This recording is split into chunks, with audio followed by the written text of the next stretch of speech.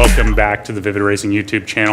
My name is Dylan, and today I'm going to be taking you through a very fun project that is the 911 991.2 Turbo. We're going to be doing some pretty cool little bolt-on mods for this car, just a OEM Plus style build. The car just got here. I'm not going to get into too many details yet, but let's go check out the car, see what it's all about, what it looks like, and what kind of spec we have going. Then we'll dive into all the parts. So yeah, let's go in the back and dive into that right now.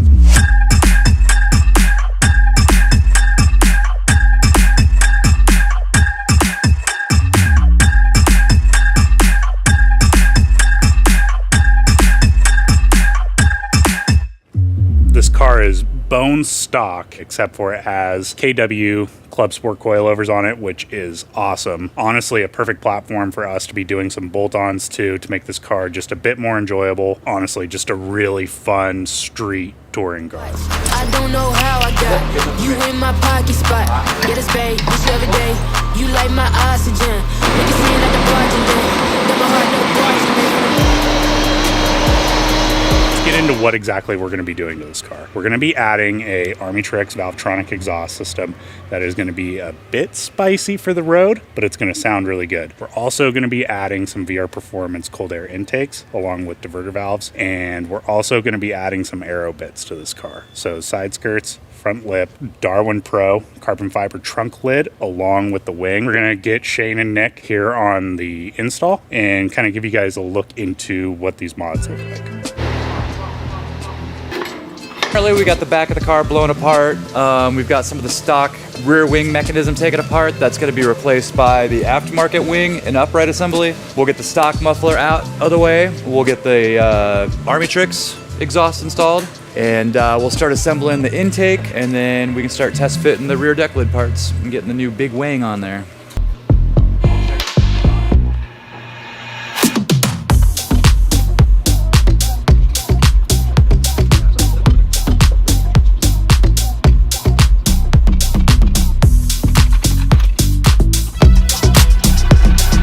So this is our ARMYTRIX Valvetronic exhaust. That is not hooked up yet. We just got to do the tubing. But it's a stainless steel exhaust with titanium tips. Looks great.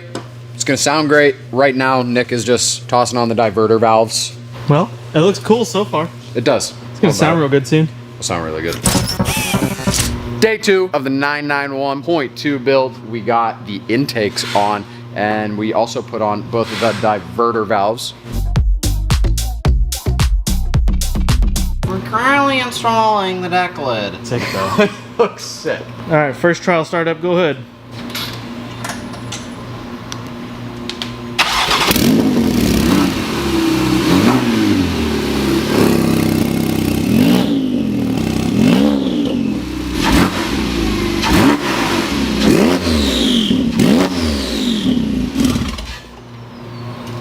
Sounds way cooler.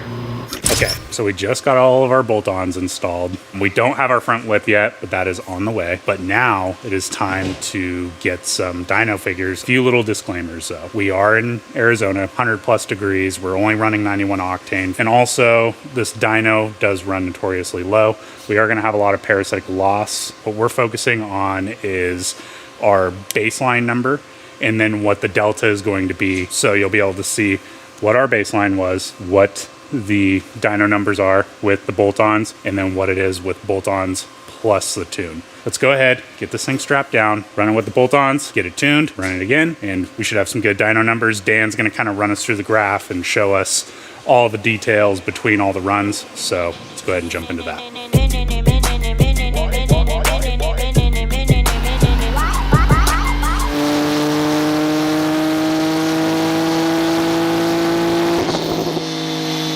We have a lot more torque in the mid-range. So the intake and exhaust is adding quite a bit of improvement over stock, but the real difference is going to be when we flash the car, because that is going to help this smooth out and bring this horsepower way up compared to what we have now.